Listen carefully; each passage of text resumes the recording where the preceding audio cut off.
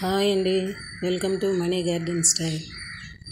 నిన్న వీడియోలో చూపించాను కదా తోటకూర చాలా అన్ని మొక్కల్లో వచ్చిందని. అదేంటంటే హార్వెస్ట్ చేసేటప్పుడు తీయటానికి అవ్వలేదు, అంటే తీసేవాళ్ళు లేక నేనే కట్ చేస్తూ తీయడం అవ్వదని చెప్పేసి చేశాను. చూడండి, మొత్తం పళ్ళు నిండా వచ్చింది తోటకూర. ఈరోజు హార్వెస్ట్ చేసాను. ఇది పుదీనా అండి, ఫ్రెష్గా ఉంది, చూసారా ఇంత పుదీనా. వీక్లీ వన్స్ ఇంత వస్తుంది పుదీనా. తోటకూర కూడా ఇంతే వస్తుంది.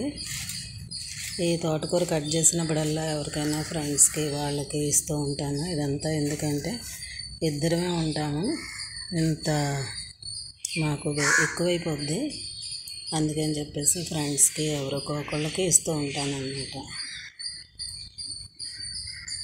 తోటకూర మటుకు భలే వస్తుందండి, ఎందుకంటే ఒక్కసారి వేసామంటే ఆ విత్తనాలు అన్నిటిలోనే స్ప్రెడ్ అయ్యి అలా తోటకూర వస్తూనే ఉంటుంది. ఇంక మనం వేయక్కర్లేదు.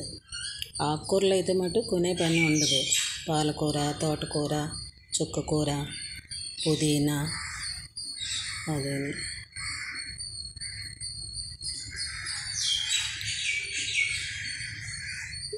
చూడండి. మన పెరటి తోటకూర అంటే చాలా టేస్టీగా ఉంటుంది, చాలా బాగుంటుంది.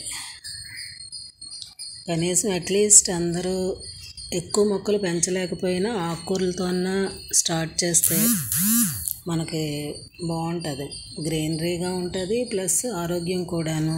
ఎందుకంటే హెల్తీగా ఆకుకూరలు రోజు వాడతాం కాబట్టి ఆకుకూరలు ఏవో ఒకటి ఇంట్లో వేసుకుంటే అందరికీ కూడా బాగుంటుంది. నేను చెప్పేది ఏంటంటే అందరూ కూడా కొద్దిగా మొక్కలు స్టార్ట్ చేసి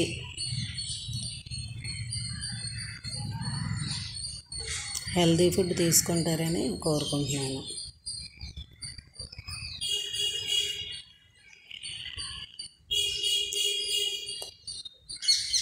చూసారా?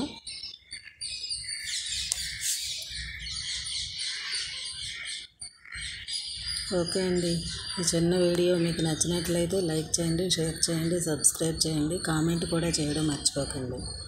ఓకే అండి, బాయ్.